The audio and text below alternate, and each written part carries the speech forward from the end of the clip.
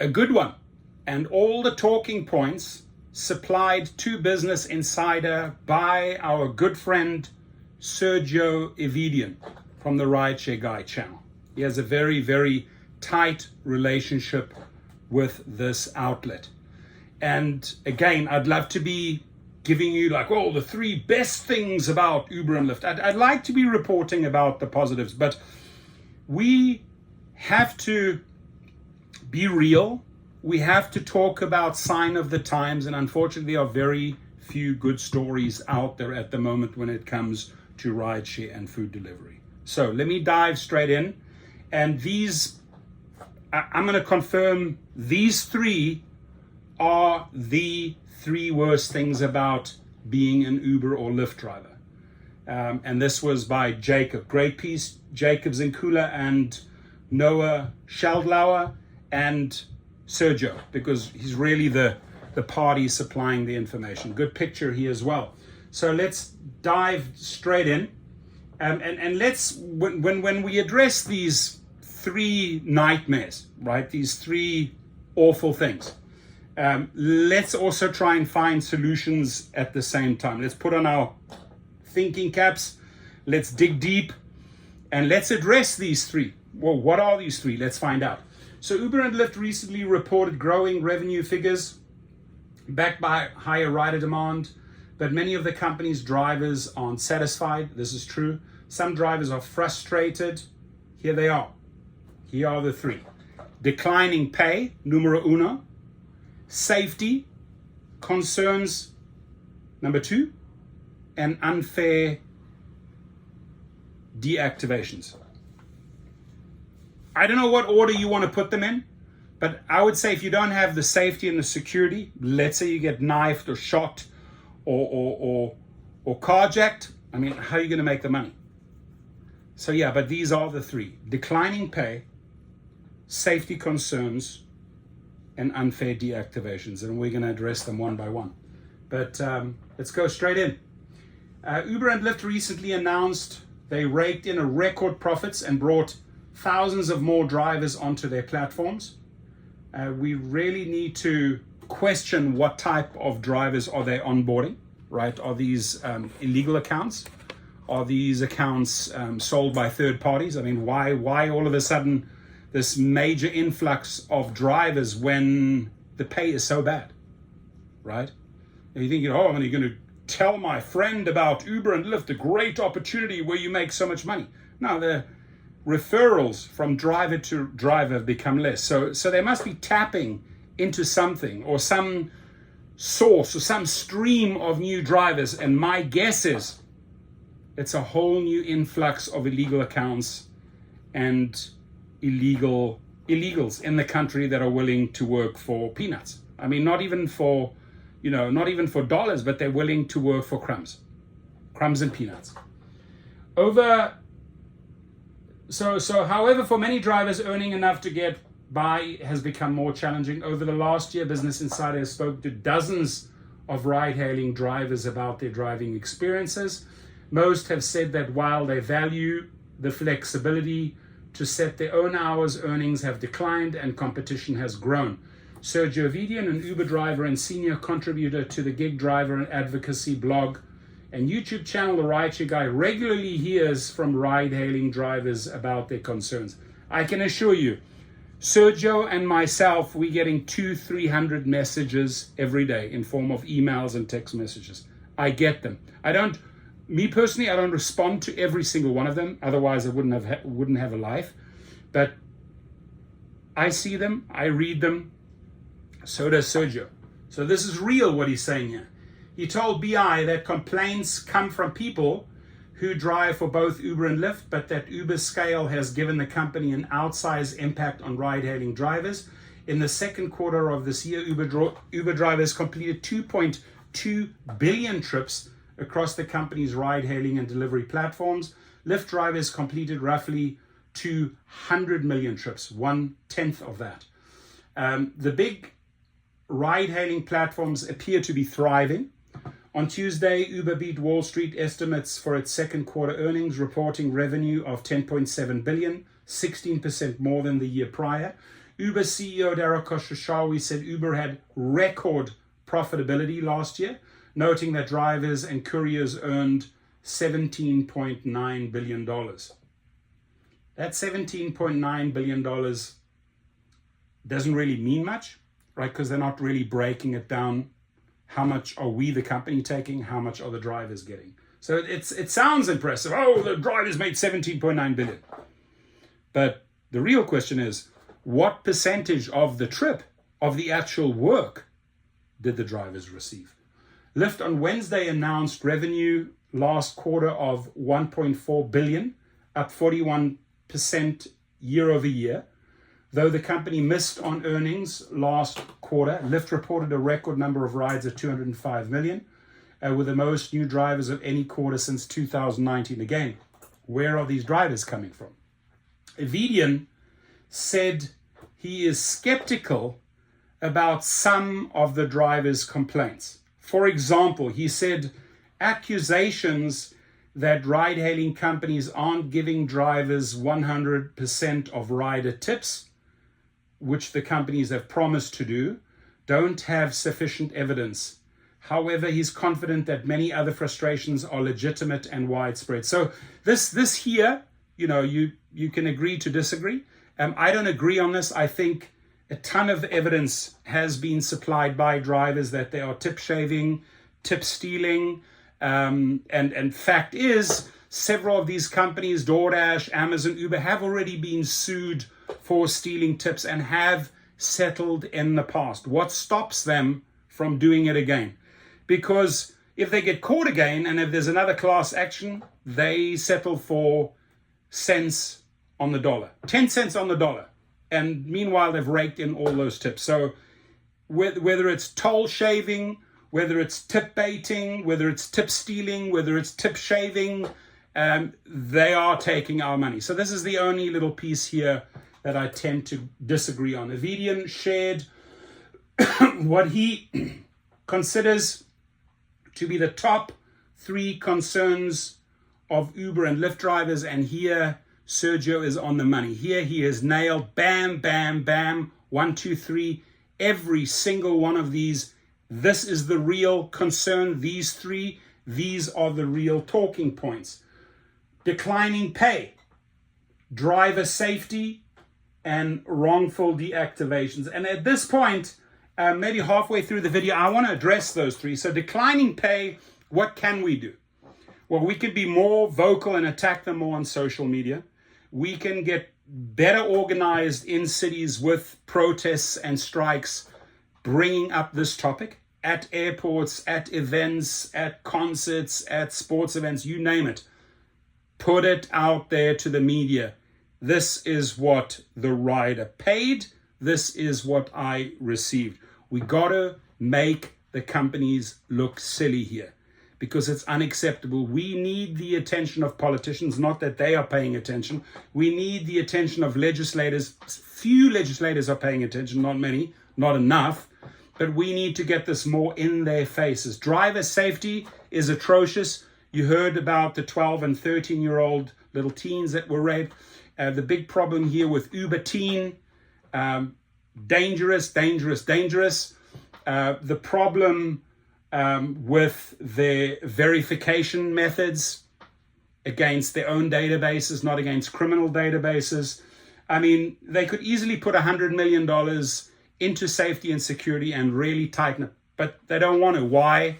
They don't want to lose thugs, pedophiles, carjackers, because even carjackers, pedophiles, and thugs, and criminals and murderers pay money, right, to take advantage of people on the platform. And Uber and Lyft will happily accept that money. Right, Dara? Right, David? You know that, right? So, and then the third one, wrongful deactivations. I just want to say on wrongful deactivations, there is a lot that you can do, my friends. There is a lot that you can do. I mean, for example, if you have been wrongfully deactivated from airports, you can legally appeal that. You can actually go after all the monies that you have lost for not accessing the airports, right? You can you can appeal any wrongful deactivation, whether it's Uber, airports, Lyft, food companies, and the links are below. Activation Hero and Gig Rocket. Gig Rocket focuses more on rideshare. Activation Hero focuses more on food deliveries. And I mean, we have done over 5,500 cases. We have done probably 600 to 700 small claims cases. Yeah, actually filed the papers in the courts for drivers to get their monies back. So don't take that. Don't take the bullshit. Nothing is final. Oh, the review team made the final decision. No, they don't. You can always take that legal appeal directly to the attorneys and say, listen, if you do not act, if you do not reinstate him or her, the driver, then we'll take action. We'll actually make you pay. And it works. We have a very, very high success rate. I think 75% is an impressive success rate because you can't save everyone. Some people have multiple deactivations or a history of wrongdoings and violations, and you can't save everyone. But we save about 75% of the drivers on that. Now, wrongful deactivations, ladies and gentlemen, again, if you need the help, the links are below. But what I want to address here, we've talked about declining pay, how we can possibly combat that. We have talked about driver safety. You got to get those horror stories, sadly, get those horror stories into the news, right? Sadly, at 11 a.m., I'll be talking about a horror story. And so in a few hours' time, this video should be released at 7 a.m., but in a few hours' time, you will see a horror story, and you can add your horror story, or you can email me your horror stories. We need to get that out to the media. We need to, whether it's sexual assault, rapes, carjackings, pedophiles, child trafficking, we need to address this shit because the companies are not doing it. So the way you do that mainly is getting it out there into the media, right? That's safety. And again, I'm repeating myself, but wrongful deactivations, in my personal conversation with David Risher, Sergio Avidian had the same conversation with David Risher. He said he would have a task team. They would address that in 2 days, and they would get drivers back on track. What has David Risher done? Sweet F all, F-U-C-K all. What has Dara Khosrowshahi done about wrongful deactivations? Nothing. Fast asleep. More than ever. Let's throw that driver under the bus wheels. We don't care. So that's why you got to club them, right? You got to bring the fight, the brawl, the dirty street fight to them. And usually the court system helps a lot because they hate paying and settling. So they'd rather reinstate you than pay you. Low earnings and declining share of pay. Avidian said drivers have experienced a decline in earnings over the last few years. Drivers have reported being offered lower paying rides more frequently than in past years, sometimes below $3, and have seen fewer promotions and bonuses. I mean, you even have now, we've reported on this, Lyft trying to kill surge, actually offering membership to riders that if they pay, they'll kill the surge, which is bad. But that's where we have to put our boss hat on here. The real money, ladies and gentlemen, is actually when you learn how to convert these people to your own private clients. I teach you that in the course, the private chauffeur course below. The trend has not been the driver's friend, Avidian said. By the way, when you click on this, is another great story. Florida Lyft driver explains how he picks which rides to make the most money. This is a good story. I read this as well. Avidian said that Uber and Lyft have also recently taken a greater share of the rider's fare. Just when you think, I actually had a conversation with a driver today, an 818 code, so he lives in the Valley of LA, this morning at the airport, and we were talking about this. Like, you think they cannot go any lower? They go lower. And then again, you think, oh my God, they cannot go lower than that. They go lower. So no remorse, no feelings, no nothing. Here, driver, take these crumbs and eat them. In a statement, an Uber spokesman said that Uber's take rate has remained largely flat over the past few years. Joke. Drivers used to take home about 80% of the fare, and they are lucky if they receive 50%. I mean, lucky 50%? It's more like 40 and 30% right now, right? I mean, that's Sergio here, his quote. They're lucky if they make 50%. Oh, yeah, he's right. They're lucky if they even receive 50%, because the fact is, he's absolutely right. Because the fact is, they're actually receiving 40 to 30%, 30 to 40%. In a statement, an Uber spokesman said that Uber's take rate has remained largely flat over the past few years. Don't make me laugh. Adding that the amount of the rider fare that goes towards local government taxes and fees, as well as commercial insurance, is where Lyft screws you over, and Uber, they found a brand new way with commercial auto insurance, which never used to be an issue in the last 10 years, but now they found a nice way to screw us over. Oh, these are external fees, they're out of our control. No, Uber and Lyft are buying commercial insurance low and they're selling it to you high, right? Basic business. Lyft says its drivers, and you know, again, the lie continues. Lyft says its drivers are guaranteed to earn at least 70% of rider payments each week after external fees like local taxes and government mandated insurance. We've heard lots of feedback around consistent themes: earnings, deactivations, and safety, and we're taking action. Oh my God, David Risher, step aside, sweetheart. Really? Oh, we've same words shared with Evidian a year ago. Same words shared with me a year ago. You know, we've heard complaints about earnings, deactivations, and safety, and we're taking actions to address them. You are still fast asleep in your little midnight dream, David Risher, right? In your little PJs, snuggled up against your wife, and you don't care a continental shit. You don't care a continental shit about earnings, deactivations, and safeties. Quackity quack, quack, quack, quack, right? Right, what does the goat say? Though the companies refute some of the findings, a UC Berkeley study from May found that many gig drivers earn less than the area's minimum wage after accounting for expenses. An Uber spokesman told BI that drivers on average make more than $30 an hour. Stop lying to drivers. While active in the app, in February, Lyft said the typical US driver who used a personal vehicle earned about $31 per engaged hour. Stop lying to drivers. And $23 an hour after accounting for expenses like gas and maintenance. Stop lying to drivers.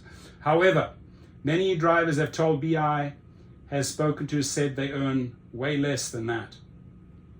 George, a full-time Uber driver in Cleveland, who has driven since 2017, said he wants to quit, but has few other options. He made $109,000 in driver earnings last year, which means he must have driven around the clock, but only took home $17,000. That's a joke.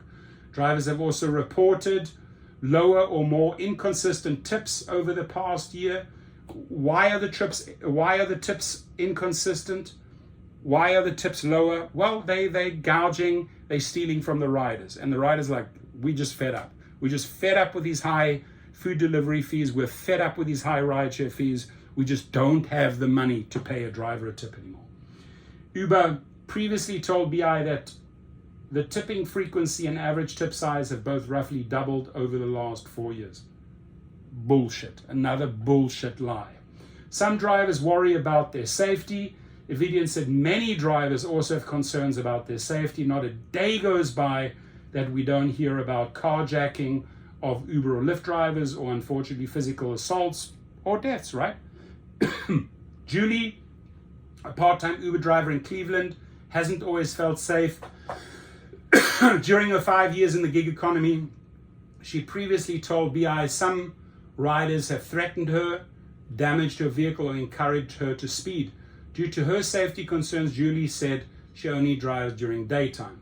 One of her worst experiences came when a customer appeared to be unwell, rolled down the windows and yelled that he was being kidnapped. He kept telling me he killed many people, said Julie, who asked to use a pseudonym and speak on condition of anonymity for fear of professional repercussions. I reported it to Uber, nothing was done. I reported it to Uber, nothing was done. An Uber spokesman said that the company has in-app safety features, all bullshit, they don't work. The only thing that really works, right, they want you to call 911. I say, handle it this way, right? Handle it that way. Be the boss. They say that they have a way to chat to a live safety agent through Rideshare, record my ride. All bullshit. Doesn't work. Get yourself a dash cam, ladies and gentlemen. A Lyft spokesman told BI that the company has an around-the-clock safety response team, too late, that can be contacted via phone. Oh, let's call them up right now. I'm dead. A trauma-enforced care team, specialized training. Bullshit. All just bullshit. Drivers worry about being wrongly deactivated and don't receive enough support. All I can say on this point, go below, save your hopes and waiting and hoping maybe tomorrow they'll reactivate me. Go straight for the jugular, file a legal appeal, file the claim, get your monies back. It's the only thing that works. It really, and I mean, I say that, ladies and gentlemen, because we've done it 5,500 times, but I myself was deactivated at one point, and this is how I learned how to get back onto the platform. And because I did that effectively, I created a way and now have 6 paralegals and attorneys working on my team with Activation Hero and Gig Rocket, getting drivers' accounts back. So go straight below, sign up, and let's stick it to them. Evidian believes many drivers have been wrongfully deactivated from the Uber platform, the DoorDash platform, the Lyft platform, the Amazon Flex platform, the Spark platform. It doesn't matter which gig company deactivated, it's the same process. Bring the legal appeal through our companies to their legal department and go after the dollars. Yes, you heard me right. You've lost money, get it back from Spark. Get it back from Instacart. Get it back, we can do it. It's the same legal process with every single gig company. It's a letter, a legal letter, sent from a legal person, giving them a short time to act. If they don't act, the claim follows. So drivers can be deactivated for various reasons, including a low platform rating, a failed background check, an expired license. Customer accusations is number one, and safety issues. However, Vidian said drivers are sometimes deactivated due to fraudulent rider claims. There it is. I wish he had given us a shout out. I mean, I've helped Evidian with a couple of his people, right? In fact, one person that we helped get $12,000 through small claims, plus his account back, was on Evidian's channel. So he could have given us a shout out here. Sergio, take care of me next time, right? It's a nice flow back and forth. I help you, you help me. I scrub your back, you scrub my back, right? So customer filed a complaint saying that his appearance and smell made the suspect he was intoxicated. Then this driver was cleared. Usually how you get cleared from those type of reports is you go straight to a lab, drug and alcohol test. It's going to cost you $140. You got to pay it. You get it back. You get it back through the appeal. So stories of permanent deactivation do scare me and make me not want to rely solely on this job. I don't think there's anything such as a permanent deactivation. They'll say, oh, you've been permanently deactivated. No. Yeah, your review team may have made that statement. But when you bring your case, when you attach a rider's information through a subpoena because of a false claim, oh, suddenly it's not permanent anymore. And the discussions and the negotiations start happening. Why? Because we're going to hold you, your company, and that rider, or that person that ordered that food responsible, right, for this. Pay up. Simple. So he said the support agent approved the cancellation, but a few days later his account was deactivated. All of a sudden, it says my account is under investigation for fraud. It just says fraud. And the thing is, through the legal appeal process, you find out, like, they don't tell you what type of fraud. Oh, you know, that was the case with me. Oh, Torsten, you committed fraud. Well, like, I had to bring my case against Uber. Like, what fraud? Oh, you picked up a person more than one time. Okay, but each and every time they paid through the Uber platform and you made the money. Why? Because this person ordered Ubers a lot and my house was down the street. So when he was ordering, I was the first one to get the trip. So I committed fraud, according to them. I found it out later. Sued them, won, back on the platform. So you got to fight this, ladies and gentlemen. Don't roll over. Panic, depression. No, fight it. After 2 months of exchanging messages with agents, he said his account was eventually. You do not exchange messages with agents. You do not exchange messages with the review team. They are useless. Let me say it again. They are useless. You got to go straight to the decision makers. Those attorneys will decide, their attorneys will decide whether you get back on the platform or not. And the only time an attorney from Uber and Lyft pushes back when you've had multiple accusations or warnings against you, especially when it comes to sexual allegations, right? You made some comments. If they see a common theme, very, very hard to get a driver back on. And personally, those are the people I don't want to represent. People are constantly sexually hitting on women or men. Nah, those drivers shouldn't contact me. So this includes giving them a clear process to appeal a deactivation and protecting them from false allegations and unfair ratings. That's exactly what we do. The spokesman said that drivers have a dedicated support team, all bullshit once again. For safety-related issues, there's a 24/7 safety incident reporting line, all bullshit. The company also has a 24/7 customer support available through the Uber app, all bullshit. Get users answers to common questions and resolve issues as quickly as possible. Quickly as possible? Bullshit. A Lyft spokesman told BI that the company rolled out an in-app button earlier this year that allows drivers to appeal deactivation decisions.